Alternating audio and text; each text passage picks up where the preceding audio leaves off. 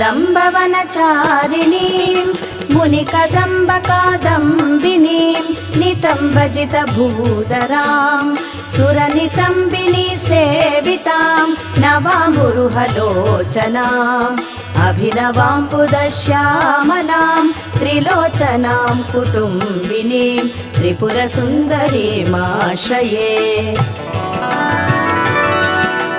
श्रीदेव्यै नमः।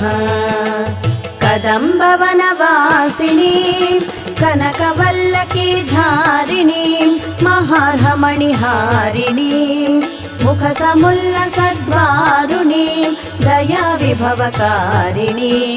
विशदलोचनीं चारिणीं त्रिलोचनां कुटुम्बिनीं त्रिपुरसुन्दरीमाश्रये। श्रीदेव्यै नमः।